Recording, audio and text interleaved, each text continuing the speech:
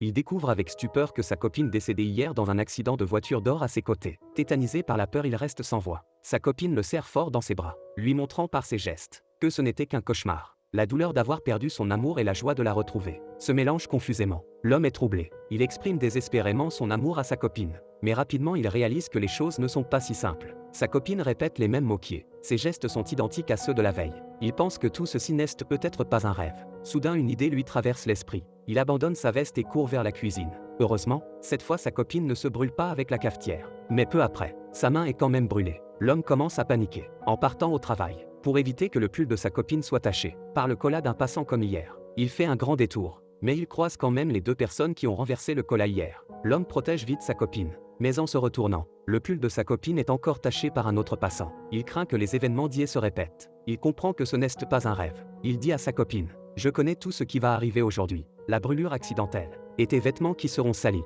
L'homme devient de plus en plus agité. La femme ne comprend pas, regardant l'homme qu'elle aime. Il n'a pas le cœur de lui dire qu'elle pourrait mourir aujourd'hui. Il lui dit seulement que sa montre va se casser. Sa copine, pour le rassurer, pour prouver que ce n'est qu'un cauchemar, l'accompagne au travail. Arrivé devant l'immeuble de la société, l'homme voit sa montre intacte. Il pousse un soupir de soulagement, pour vérifier si les événements d'hier étaient vraiment un rêve. Après le travail, il va au bar discuter avec ses amis, voyant son ami se faire rejeter par une fille comme hier, et attrapant instinctivement cette boule de billard, qui avait cassé son verre hier. Il craint toujours pour sa copine. Il quitte précipitamment le bar et prend un taxi pour la retrouver. Le chauffeur est le même qu'hier. L'homme descend et cherche sa copine, comme un fou. Mais le téléphone ne répond jamais. Ni dans sa classe de cours, ni chez leur ami il ne la trouve.